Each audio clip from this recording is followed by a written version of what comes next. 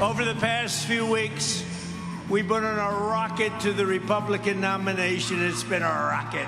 That's the part he doesn't get. This isn't about him. This is about the American people. Joe has spent his entire career lifting up women. President Joe Biden knows how to work across the aisle and across every level of government to make progress.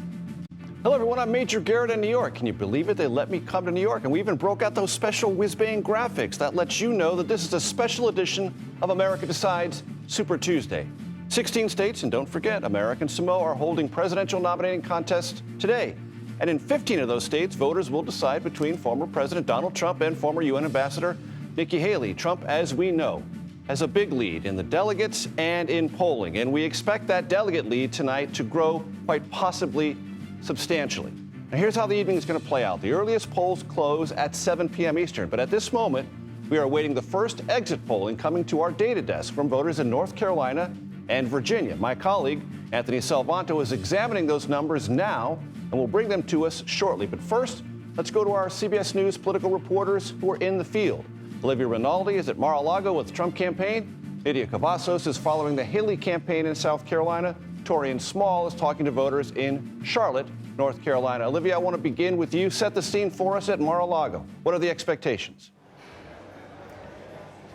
Good evening, Major. Yeah, we're here at Mar-a-Lago for the media watch party tonight that is happening. We're expecting about 1,000 or so guests. Trump is going to come and speak later this evening. I spoke with a Trump campaign official earlier tonight who told me they are expecting to have a very good night here. The campaign is expecting that they will sweep all 15 states that Republicans are competing in tonight. But on a broader speaking level about narratively where this race goes now, they say this is about uniting the Republican Party going forward. Not only is it about defeating Haley, but they want to make sure that the party is in lockstep moving forward and turning towards Joe Biden in November. So that's really where they're focusing tonight. Something I'm watching is Virginia, however. That is an open primary and one of the first states to close. And there we should be able to see how some independents are voting today. That's going to be crucial. And that is something that Donald Trump is going to need come November. Do some of those people come over and vote for former President Donald Trump? That is something we are watching very closely here tonight. Olivia, thank you very much. I want to turn now to Nydia Cavazos, who's in South Carolina with the Haley campaign. One of the questions, Nydia, is how Nikki Haley will watch the results coming in tonight. As I understand it, there's not a watch party. Is that a sign that they're not looking forward to what's coming? Good afternoon, Major. Well, it is a pretty quiet day out here in Charleston, South Carolina. As you said, there is no watch party for tonight. There is no event, no public appearances, nothing on Haley's schedule as far as today, and nothing for this Wednesday. I've confirmed this personally with Haley's campaign. Now, of course, we can interpret this in many ways, but as far as Haley's campaign, they've said that this is officially a travel day for her, as she had been campaigning during the past 10 days up and down across the country, crisscrossing different states ahead of Super Tuesday. Now, of course, we leave it up to the political analysts to analyze what this means, the fact that we're not seeing Haley tonight. Now, as far as Super Tuesday, Haley has been clear throughout the past days on the campaign trail that she's focused on Super Tuesday. She says we need to let these states vote first. And she's also said, she's told us many times during several gaggles during the past days that she's not looking ahead, that first she needs to focus on Super Tuesday because she needs more Americans to be able to vote and to cast their ballot, and then they will reassess. Now, as far as Haley's campaign, who I spoke to some members just this morning, they're saying that the mood is more of a happy tone. They're listening to music. This is officially one of their statements. They're playing music, they're having fun, and this is what we can expect from this tonight. Now, of course, all of this plays into the tone that they've taken during the past days on the campaign trail. I've been with them throughout these past 10 days across the U.S. Now, they're well aware of what's at stake tonight, and they're well aware of what the odds are, but they're not stopping. And Haley, though she has remained vague on her answers as to what competitive means to her, that's all we've really gotten from her. She says the point tonight is to remain as competitive as I possibly can as far as Super Tuesday. Nydia, one other question I have for you. Nikki Haley said earlier this week she no longer feels bound by the Republican National Committee's pledge that they made to get on the debate stage earlier in this campaign to support the eventual Republican nominee. Has she said anything more about that? And does that indicate that she may not, even if this is a bad night for her, endorse former President Trump if he becomes the Republican nominee? Well, since Haley said this past weekend, you know, she's been questioned on this several times, and her answers are always interesting, but she'll always avoid giving a direct answer, I should say, in terms of she'll turn it back on us, the reporters, and she'll say, why don't you guys go and ask former President Donald Trump if he's going to support me and if he'd be willing to sign that pledge. And of course, now we see a complete change in her, whereas in the debate, she once said she would sign this pledge and she would support whoever the nominee would be to the Republican Party. But of course, now she's saying that this is just a piece of paper and she's not bound by this. And this is also a reflection of the tone she's taken during the past days on the campaign trail, pretty much saying, you know, why don't you guys ask these questions to Donald Trump? I don't see you all asking them, so I don't necessarily have to answer that. This is more so the tone that we're getting from Haley. Nydia, thank you so very much. I want to talk to Torian Small now in Charlotte, North Carolina. Forgive me. Charleston is in South Carolina. I know my geography well enough. In Charlotte, North Carolina. Torian, I know you've been talking to voters at polling places throughout the day.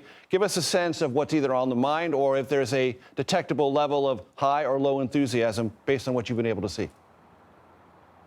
Yeah, Major, I was previously in Charleston. Now I'm in Charlotte, North Carolina. But what's interesting, a lot of voters that I talked to are looking ahead to November. Many of the Republicans out today weren't really talking about the primary. They told me that this is a foregone conclusion that Donald Trump would be the nominee. So they're looking at defending or showing a force of strength for the Republican Party and the presumptive nominee in their minds. On the Democrat side, I got some interesting answers from voters when I asked what was bringing them out to the polls. Democracy was a through line, really. A lot of folks concerned by what another Trump administration would mean for the state of democracy.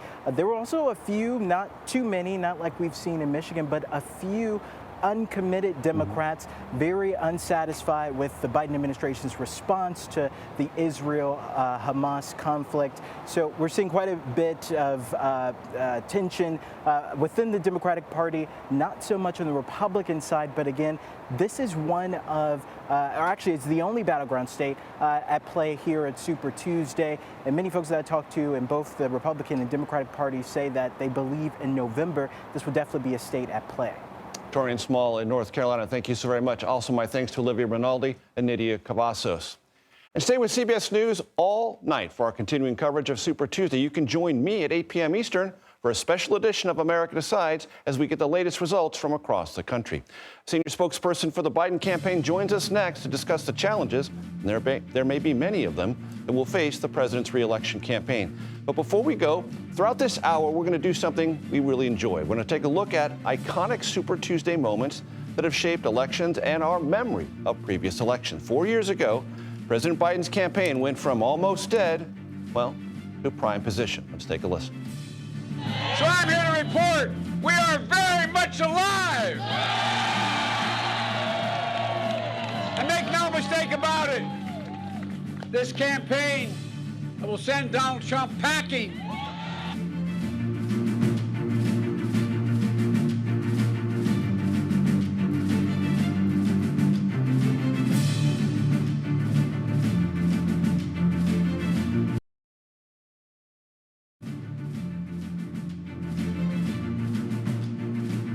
Welcome back to America Decides. This is video from earlier today taken in Fairfax, Virginia polling place. As we have learned throughout this campaign season, abortion access is one of the main issues driving at least some voters to the polls, and it's become a top concern in states like Virginia. CBS News campaign reporter Shauna Mizell is talking to voters at a polling place in Alexandria, Virginia. Shauna, what have you heard today? Good evening, Major. Great to be with you. I've spoken with a plethora of voters here in Virginia today, and many of them are here to support President Joe Biden in his efforts to be reelected to the White House. Reproductive rights is definitely at the top of mind for many of these voters, but I think something that is especially important for them is that they have a sense of fear of what a second term from former President Donald Trump would look like. And when they talk about reproductive health care and access to it, what are they thinking about? Are they talking about the most recent headlines about IVF or just abortion access in general? Have they specified anything that's at the top of their mind, Sean? One woman that I spoke with earlier today said that if Donald Trump is reelected, that Republicans would come for birth control. So certainly IVF, abortion, it all falls under that reproductive rights umbrella. And they see Joe Biden as the candidate that at least is out on the campaign trail saying that he would try to restore some of those protections that were provided by Roe versus Wade. But another thing that I want to bring up that was pretty profound from one of the women I spoke with today, she was in her 60s and she said that voting used to be about coming out and supporting the candidate that you like. But she said it's now turned into coming out and supporting the candidate that is running against the person that you don't like.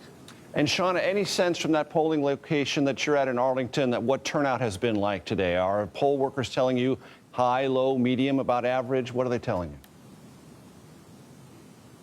I'd say definitely about average. It was extremely rainy earlier today. We've been out here since 6 in the morning. Started to see it pick up once the rain dissipated, but it's about average here today. Not too busy, not too slow. Excellent. Shauna Mizell, thank you so very much.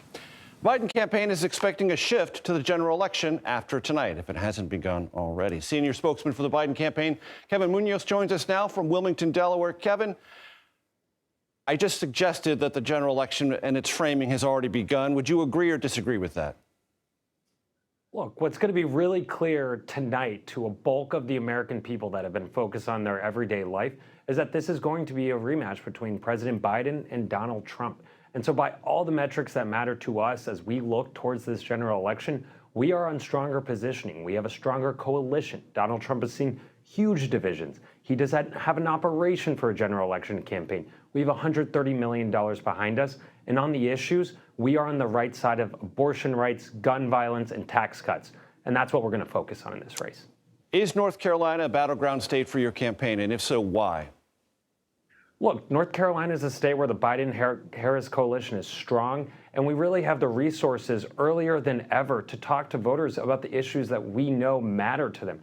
You saw MAGA Republicans in that state actively override a veto on an abortion ban, and we know this is an issue that matters so much to so many voters. So we're going to be talking to people across the state. We announced to state staff there already, and we'll be talking there aggressively. Kevin, as you well know, there are two polling Achilles heels for the president's reelection campaign: perceptions of the economy and what his policies have done to people's pocketbooks, and immigration. How do you turn those two around, or can you?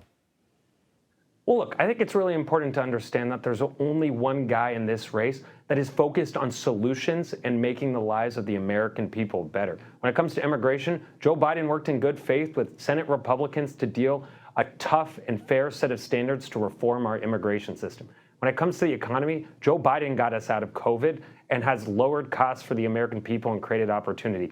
I think what we want the American people to understand is that there's a choice between action and inaction, and Joe Biden is fighting for the middle class here. We know polls come and go, and we're going to continue to focus on taking that message to every single American that will decide this election. Kevin, you're experienced. You're not a novice at this at all. You know what consistent polling data says. It means it's more than a trend. It's becoming almost concretized.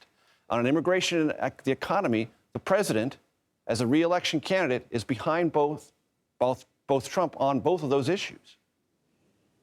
Oh, look, there was a poll this morning that had us up in Pennsylvania. There was a poll last night that had us up nationally. I think we are looking at the full suite of polls and also elections. And when you look at election after election, Joe Biden is consolidating his base because they know the stakes of this election, whereas Donald Trump is seeing serious hemorrhaging with the voters that'll decide this election, including those in the suburbs and women voters. At the same time, Major, we know we have to earn, not ask for the support of our coalition. So we're going to put in the work. And the good news is we have the resources and time to do just that.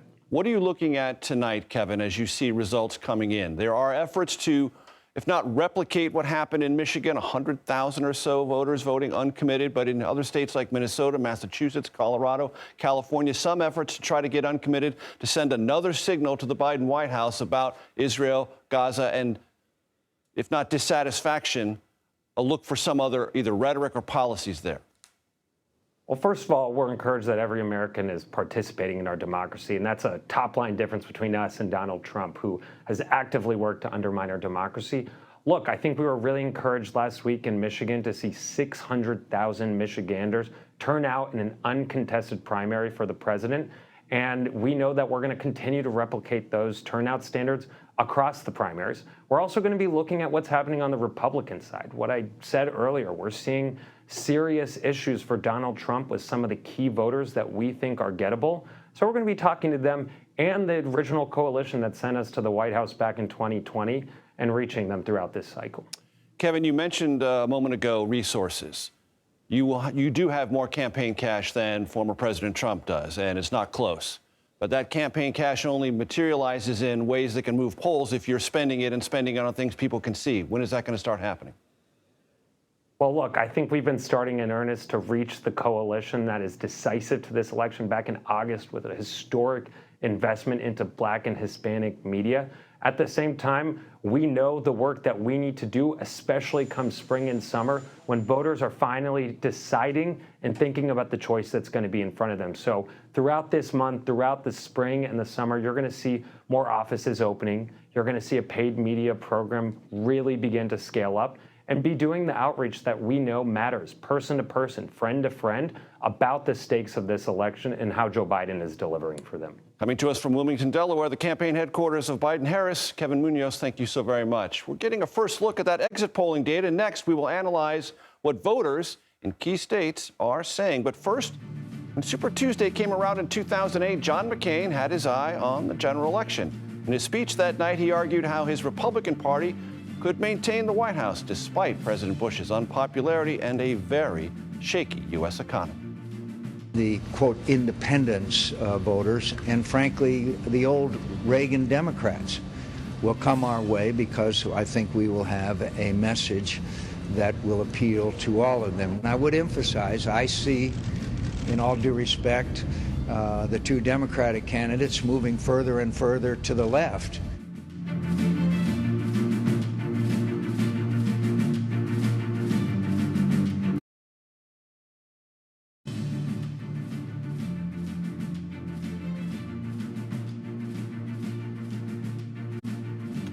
Welcome back to America Decides. CBS News is getting a first look at what is on the mind of voters casting ballots this Super Tuesday. To help us break it down, our exit polling data and the analysis thereof, let's bring in CBS News' Executive Director of Elections and Surveys, Anthony Salvanto. Anthony, first impressions. These are pieces of data from Virginia and North Carolina. What is jumping out to you? Right. A couple of early voting states, right? Early states tonight. But one of the things we're going to look through throughout this night is how many independents or self-identified independents, even Democrats sometimes in places where they can, are going to come into these primaries, come into these Republican primaries, ostensibly maybe to support Nikki Haley, maybe to cast a vote against Donald Trump, and then how many Republicans are going to be there and what kind of support can she get and he get among Republicans, because that's the base, right? So what does it say at Virginia? So take a look at this. So already we're seeing at Virginia, 29% of the voters there say they consider themselves independents, and another 12% say that they're Democrats. So you're already starting to see that influx.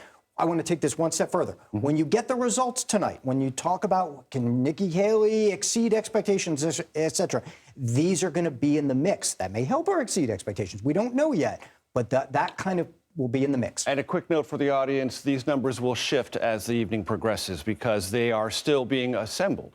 The exit poll data, correct? Yes, so everybody knows very transparently, CBS News and the network send interviewers to randomly selected polling places around the states. We interview people as they leave the polls. We talk to people who voted by absentee, by telephone, and then we put that together in the model, and you get this initial exit poll. But since people are still voting, these will get updated. Anything else jumping out to you based on what we've seen so far, Anthony? Yeah, part of that same story, Major, which is this. Here's North Carolina, for example. Will you support the nominee in November, no matter who it is? For Haley voters, 21% yes. Okay. That's not a lot. No, that's not. That's suggesting that there is a barrier for the Trump campaign to get those people over for the general election if he becomes the Republican nominee. And certainly tonight, there will be a very large springboard in that direction. It'll at least be something that'll give the Biden campaign voters of a type to look at, right? A lot of folks who are Republicans historically will come home. Historically, if you're a Republican, you're going to come back to Donald Trump or the Republican nominee. But does this suggest that there are people the Biden campaign may then go target? Hey, we know you're dissatisfied. That's something to watch. And Nikki Haley's recent rhetoric that she's not so sure she's going to support the eventual Republican nominee, is aligned with these voters. Anything else jumping out to you so far? Yeah, the other thing here I'm going to watch all night, the education split. Right. Donald Trump traditionally has gotten a working class vote, a non-college educated vote, or a whole degree holding vote. But Nikki Haley has been doing better with college graduates. That's already in the patterns here, and that's something to watch throughout the night because, of course, these are the types of voters that often split, right? Democrats will go after college graduates. Joe Biden needs to win college graduates in a lot of these states, so that'll be another target. Start to tell us what might be in play come November. Have you seen anything in the data so far, Anthony, that would represent good news for the Trump campaign? Well, it's too early to characterize these states because people are still voting, right? So what you want to do is say, okay, this is what's on people's minds so far, and then we'll go forward. And I'll just say to everybody, stay tuned because it's 7 o'clock. These polls are closed, and we'll start 7:30 in North Carolina, 7 o'clock in Virginia. And 7:30 in North Carolina, and I will be able to start to answer that very good question. Excellent. Anthony Salvanto, and as you just indicated, we'll be coming back to you. This is a promise, not a threat, throughout the evening. Our CBS News local stations have a front row seat to many of the contests and the biggest issues facing voters tonight. Here are what some of my colleagues across the country are watching tonight. I'm Sean Boyd, chief political reporter for CBS Colorado, and tonight we are watching the state's presidential primary after the U.S. Supreme Court ruling that votes for Donald Trump will count.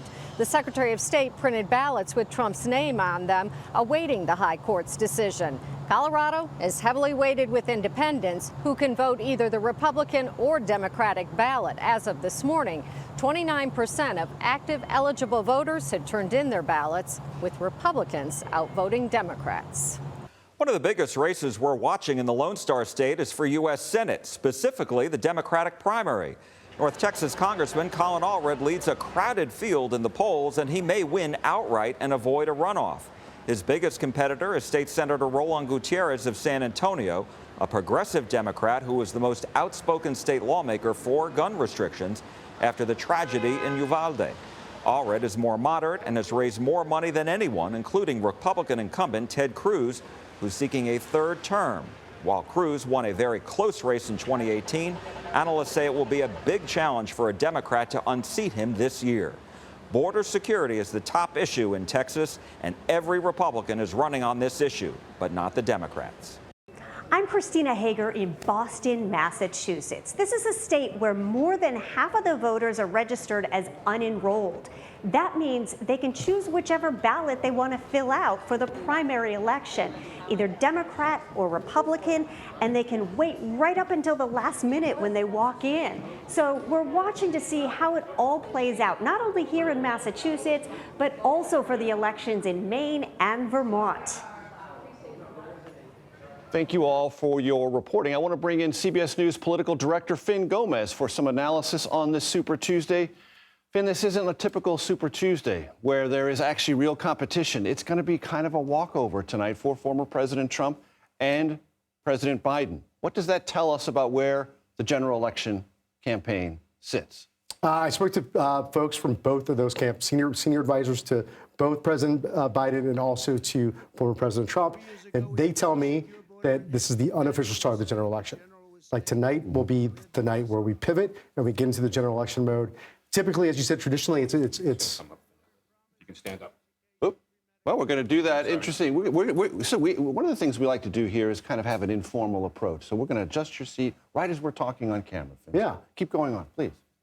So just we are looking at the general election. They're looking at the general election. They see this night as the big pivot point to the general election. And Kevin Munoz for the Biden campaign was just on here and said, we have more resources than the Trump campaign, and we're going to use them, and that's why they're at a structural disadvantage. What's the Trump campaign have to say about that? They are going to be aggressive, they say.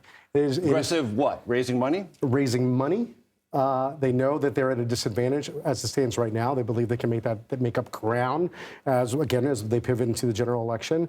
And they believe, even though the Biden and the DNC have a bigger war chest, that they have time. They have 8 months, and and now that they believe that everyone's focused on Trump, now they can raise money. And looking at the polling data, they would also, I think, argue, well, whatever the structural money advantage the White House and the Biden campaign might have, we have two big issues working in our favor. immigration, and inflation. Yeah, and I think there's just two of the big issues, and we're seeing it in the exit polls. I mean, it's not just Texas and California. Yes, those states are part of those 16 that are voting today, but it's throughout all the landscape. I mean, you're looking at these exit polls in North Carolina and in Virginia, arguably two battleground states, and those are the leading issues. So they feel they are, and as we've seen in our own polling, the Trump people feel that they have, they're in a better place when it comes to that issue as they pivot to the general election, but the Biden folks also believe strongly that they can make up ground on that in that area. And when you talk to the Biden campaign, there's this assumption that the president is going to be nearer to the White House, nearer to the Rose Garden than out on the hustings aggressively campaigning. What is their analysis of how much the country's going to see the president battling for re-election outside of the White House? Look, I think that there is going to be an increase. We've seen that already. There's going to be more political trips. There's also going to be, frankly, more surrogates. We've seen the first lady out there. We've seen the vice president out there. We're going to see a lot more of that. We're going to see like her, on key issues, like we saw, like on Gaza. She's been very outspoken. The vice president, yes. Vice president, and she's been very outspoken on abortion access, abortion rights, on the IVF debate, and those are areas that they feel they can win. They can mobilize their coalition, if you will. And we know what they need, Major. They need young voters. They need women voters. They need suburban voters and college-age voters to really reassemble and hold on to that coalition that was so successful for them in 2020. Speaking about abortion, the former president kind of dips his toe into that water and then takes it back out. He seems to be very cautious about being pinned down about what he's actually in favor of, although it has been reported, and he has sort of leaned into the idea that he's in favor of a 16-week federal abortion ban, which the Biden-Harris campaign says, okay, we're going to drive that and drive that hard. Yes, and it is an issue. I think there's this cloud of confusion exactly coming from the Trump campaign, where he's going to land, and how the Democrats want to try to pin them down. Oh, absolutely. That's something that they feel that they can flip it. It's political jiu-jitsu. They feel that they can gain on that, and they believe again they have the upper hand. They do have to make up some ground, though. They do believe that with the Latino vote, which is so crucial in Nevada and Arizona. Arizona's big in the news today, but where that Latino vote is something they feel could be slipping away to some degree, and they really needed to solidify that support. And will they have the same amount that they had in 2020? That's a big question that will remain throughout the cycle. For the Trump campaign, very quickly, Finn, when they look at the map of 2020, what's the state that they lost that they think they have the best chance of winning back? Well, right now they feel very strongly about all those states. Michigan, the seven. If we're looking at the seven battleground states, right? They do feel strongly about Michigan and Wisconsin. Ahead of Arizona and Georgia. Arizona as well, and Georgia, absolutely. Arizona. They're going to say all seven. Yeah, they're going to say all seven. But Pennsylvania looks very blue to me. And Finn, I just want to let you know, I'm very glad your chair is at the proper height. That was really cool. I finally can see you eye to eye. Exactly. Finn Gomez, thank you so much for being with us. And reminder, stay with CBS News all night long for our continuing coverage of Super Tuesday. Join me at 8 p.m. Eastern for a special edition of America Decides as the latest results come pouring in. Vivek Ramaswamy began this election cycle as one of Donald Trump's Republican opponents. Now he's one of the campaign's most loyal advocates. He joins us next, but before we go to break, 20 years ago, foreign policy was on the top of the mind of voters across the United States. And because the United States was, at that time, it's hard to remember, in the middle of two wars. John Kerry was ready to go on the offensive at that time against the Bush administration. If George Bush wants to make national security the central issue of the campaign of 2004, I have three words for him that I know he understands. Bring it on!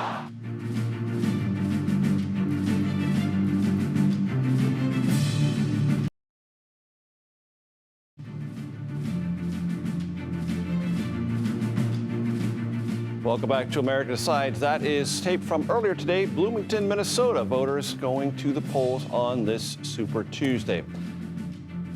Donald Trump once faced several Republican opponents in the Republican primary. That number now is, of course, down to one, former UN Ambassador Nikki Haley. And several of those Republicans who ran against the former president, well, have since become endorsers, and some have become vocal and reliable supporters. One of them is Vivek Ramaswamy, who joins us now. Vivek, always good to see you. Thanks for joining us. It's good to see you. I know you know what it's like to run a campaign and make a decision to suspend it. If you were to give advice to Nikki Haley after tonight, what would it be? Suspend the campaign. It's exactly what she should have done after New Hampshire. The fact of the matter is, what's interesting about tonight is Super Tuesday is not going to be the night that the Republican nominee is decided. That was decided long ago. I do think what's increasingly interesting after this Super Tuesday is the question of who the Democratic nominee is going to be. It is increasingly clear that the Democratic establishment has lost its patience and its use for Joe Biden. The polling numbers that came out recently, even the New York Times Siena polls, paint a very bleak picture for Biden's path, which is exactly why I think there's an increasing probability that it will not be Joe Biden. And so the path forward from here, the real story isn't about the Republican nominee. That story's done. It's been Donald Trump for a while, and it will remain Donald Trump after tonight. That part's the well-known part. So I think the subtext of what happens after tonight is what happens on the Democratic side. Vivek, what I hear you saying is that at the Democratic National Convention, because that's the only place where this mechanism could play out, because the filing deadline for nearly all the primaries is closed. No one can get on the ballot and assemble the delegates. So this has to be sorted out at the Democratic National Convention. You're predicting, if I hear you correctly, a free-for-all there. It doesn't necessarily have to be at the convention if Biden already foreordains, along with key party elders, who that nominee is going to be. But the key question is going to be the decision made by Biden, more likely his family and the people around him who are guiding him, to be able to say it's time for him to step aside, and somebody likely from the next generation, which is exactly what they're setting up for, to fill that void. I do think that this is a big danger for the Republicans, at least to be worried about, or at least thinking ahead to say that if we focus all of our political capital and our energy on Joe Biden, and we're playing against a bait and switch in the early summer, we're actually setting up for a surprise, which is why I think the Republican Party needs to focus on, and I think Donald Trump has done a good job of articulating our own alternative vision. Irrespective of Joe Biden, irrespective of his frailties, what do we actually stand for? Stand for borders, stand for meritocracy, stand for economic growth. That's part of what it means to actually be an American, and that's what Republicans need to stand for. Vivek, when you say Republicans should be concerned, is there a Democrat not named Joe Biden you would be most concerned about in this scenario? I don't think it comes down to which individual they put up. I think the real concern for Republicans is we can't expend all of our energy on just criticizing Joe Biden when Joe Biden is not going to be the nominee. And so I think that we don't have to be concerned if we focus on our own message. That's what I think President Trump has done a good job of doing. It's what I'm focused on, and I think other leaders across this party need to be focused on as well. If Nikki Haley, Vivek, does not suspend her campaign and carries on for the next couple of weeks, what effect will that have on Republican unity? I don't think it has a great effect on the Republican primary or Republican unity. I think it does have a big effect on exposing the rot that is the establishment in the Republican Party. The effect of donors who are propping her up long after the voters have said no, time and time again, making clear who they want their nominee to be. I got about 8% in Iowa. I wanted to be very clear. When I saw no path to getting nominated, I got out of the race so that we could have a decisive nominee. The fact that Nikki Haley is staying in long after the people of this country and the Republican primary base has said absolutely no to her reflects actually a deeper, I think, more sinister agenda here. That's to stop Trump at all costs, whether it's a puppet through the Democratic Party, through the Republican Party, or any other path. I think that's what Nikki Haley represents. Regardless, thankfully, after New Hampshire, certainly after Nevada and Michigan and South Carolina, now heading into Super Tuesday, she's long been irrelevant. And I think the real question turns to who that Democratic nominee is going to be. Vivek, you came in tied for first at the CPAC straw poll for running mates for former President Trump. Would you jump on the ticket if asked? Look, I think that I'm going to do whatever's required for the country. There's a lot of great candidates. I'm going to respect whatever decision President Trump makes. But my question is, how am I going to do my part to have a maximal positive impact on this country? First step in getting him reelected this November, and after that, 4 years of governing, where I know that his goal, and I think it's going to be everyone's goal involved, to make that second term so successful that it makes even that successful first term even look small by comparison. That, I think, is what's ahead for that second term of Trump. I'm looking forward to everything that we're going to accomplish.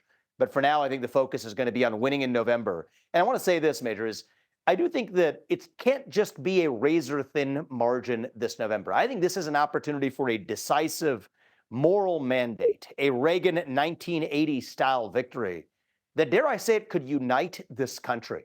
President Trump said it well recently. Success will be our vengeance. Success is unifying. Excellence is unifying. That's what makes America great. And I think that's a message that speaks to people, whether they're black or white or even red or blue.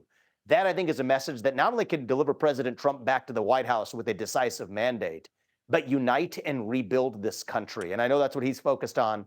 And I'm going to do whatever is required heading into November and afterwards to help make this country a success. Vivek, before I let you go, either conceptually or constitutionally, do you believe in absolute presidential immunity?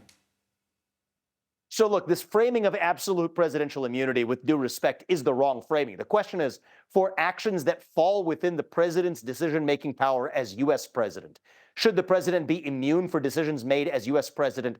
Absolutely.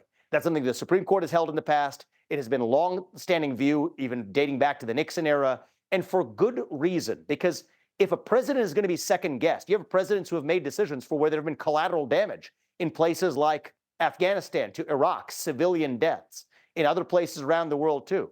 If a president could be sued after the fact for uncapped damages, that would constrain the decision that every president could make. So this issue is not about Donald Trump.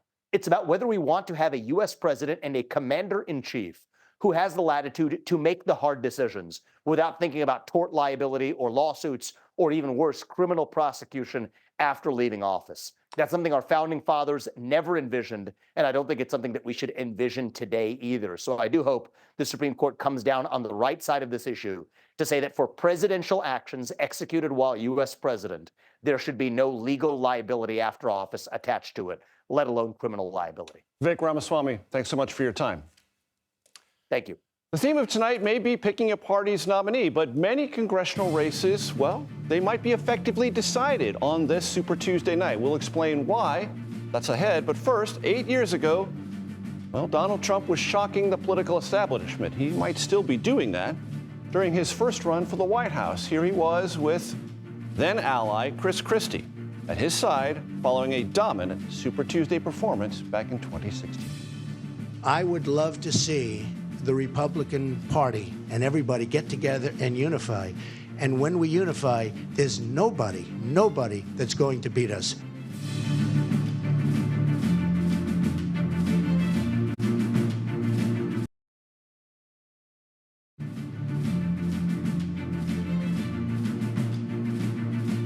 Welcome back to America Decides on this Super Tuesday, because we're all about the voters. Here's some tape from Houston, Texas, where voters are participating in today's primary there.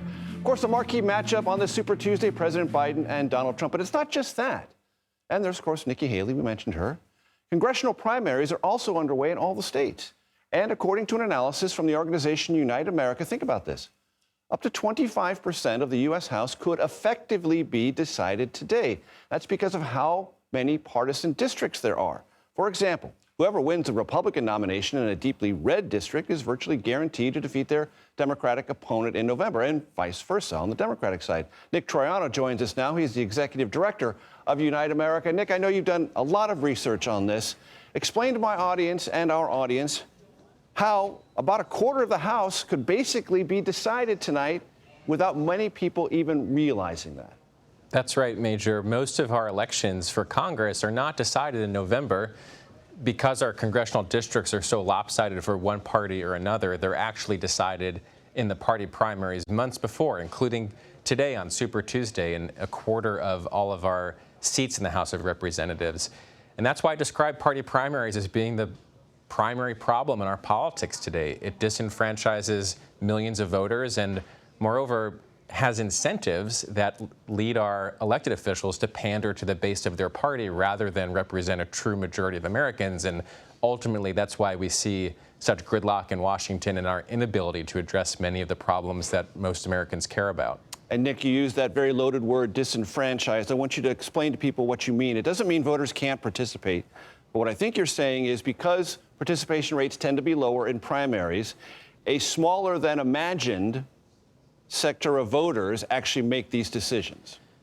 Well, it's not just that fewer people participate. It is that millions of Americans are prohibited from participating. Those are Americans who are registered as independents, not with one party or another. You know, this election year, Major, we see in 22 states close to 24 million independents who won't be able to participate in either party primary.